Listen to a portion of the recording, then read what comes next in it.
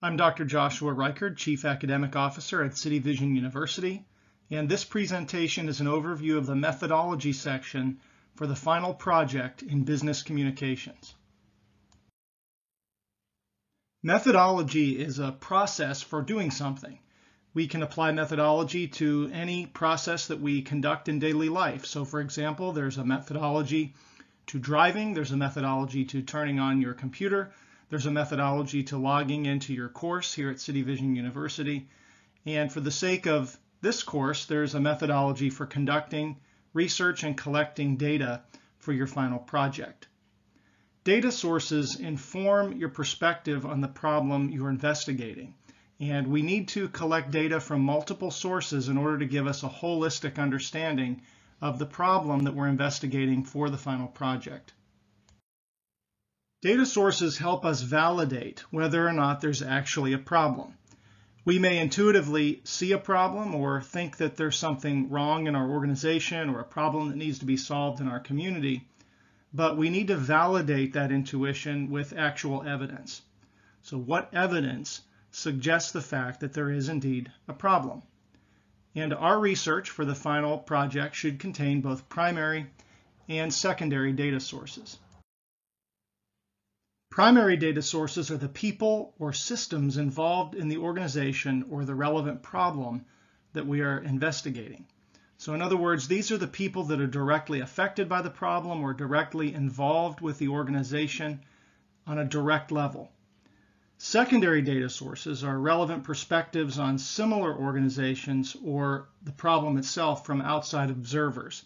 So oftentimes these are experts who have looked at the nature of the problem from an academic perspective and have come up with theories or ideas of how or why these problems occur, and sometimes even possible solutions to those problems, but they are not directly involved in your organization or your community or the actual problem itself. Both of these sources, however, can be useful because primary data sources help us to understand the context of the problem at a very fundamental or grassroots level, and secondary data sources help us to understand how this problem occurs in other contexts and also helps us to see broad theories that have been developed regarding the nature of the problem. So secondary data sources might include things like demographic statistics from your community. What are the population trends? What are the economic statistics? How many people are in poverty? How many people make a middle to upper middle class income? What do the neighborhoods look like? How are they structured? It might also include research articles from experts, and oftentimes this is where theory is developed.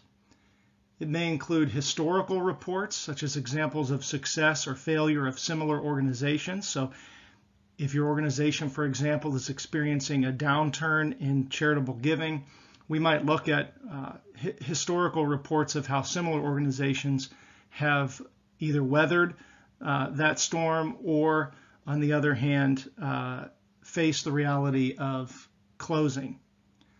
And four, any other relevant statistics could be brought into the conversation at the secondary data source level. So anything that's relevant to the nature of the problem, this could be broad population statistics. This could be statistics regarding nonprofit organizations themselves, trends, the impact of technology. The possibilities are really endless, but they should come from credible sources. Although secondary data sources are useful and can help give you a broader perspective on the nature of the problem, the real emphasis for this class needs to be on primary data sources.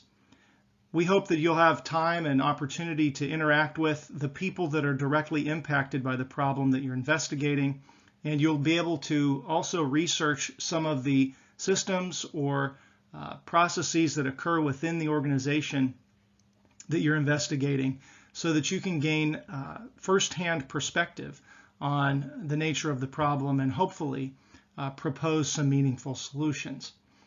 So primary data sources include things like surveys administered to your clients. So if your nonprofit organization serves a particular group of people, then it would be very helpful to administer some kind of survey, even a brief one, to get direct feedback from the clients themselves.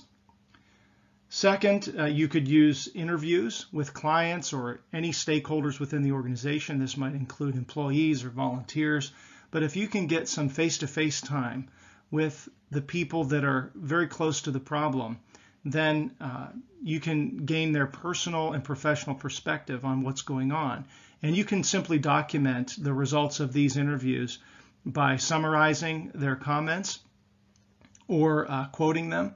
But it is important to try to protect confidentiality when you write this report and protect the identity of the people that are sharing their perspective.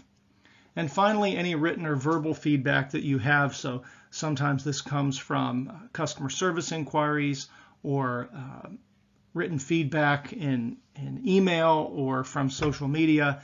These can be helpful primary data sources as well. Up to this point in the course, you've already researched the background of the problem and you've presented it. But now you need to formulate the question you hope to answer through the business research process. So what question are we trying to answer? Is the problem real? Is it an actual problem? Is it substantiated by evidence? And if so, we can start to identify some of the possible solutions to that problem as well. We recommend a 4-step process as you develop the methodology section for your final project and then go about carrying out the research. First, develop your strategy to address any of the data, and those are the data sources we discussed, the primary and secondary data sources. Any other information you need, and especially try to identify knowledge gaps. So these gaps might be referred to as sub-questions. So as you flesh out your research question and you start to collect data sources, you might find some rabbit trails that lead you in different directions and open up more questions that need to be answered. Try not to get too distracted by these, but if you do find opportunity to flesh out some of these gaps, I encourage you to do so, but try to stay focused on the main question of your business research report. Second, of course, conduct the research. So if you're going to do interviews, conduct those interviews. If you're going to administer a survey, create the survey, and you can do this very quickly using Google Forms and sending it out by email if you have permission to do so. Again, as you're conducting the research, strive to protect the confidentiality of the participants. But at this point, you're going to start to collect data, and you can also be collecting your secondary data sources. So oftentimes what happens is as you collect primary data, you'll want to go research what the experts have to say about the nature of the data that you've just collected. So for example, if a participant in an interview shares a particular concern about a situation within the organization, so maybe a workplace conflict, you could actually go out and research what have experts had to say about this type of conflict in the workplace, and then you can bring that secondary data source into your report. Third, collect, read, and evaluate, and ultimately write what you have learned. So this is the actual writing process involved, and you'll do that in the relevant sections of the business report template. And finally, cite the information that you found so that others will be able to follow your research trail. So make sure that you use appropriate citations, and we encourage you to use APA style for this business report, and that's simply the author's last name, comma, the year in parentheses, and if you're conducting a face-to-face interview with an individual person or a group of people, there are APA tutorials that will tell you how that is done. After you've designed your methodology, you can articulate it in the appropriate section of your final project template so that you can then begin the process of executing on that methodology plan in the subsequent sections. And that's where you'll actually conduct the research and then analyze it and report on it in the final sections of your project. I hope you're enjoying the process of developing your final project, and I hope it's relevant and meaningful to you and to your organization or your community. As always, contact your instructor if you need any more guidance or support as you work toward the final weeks in the course.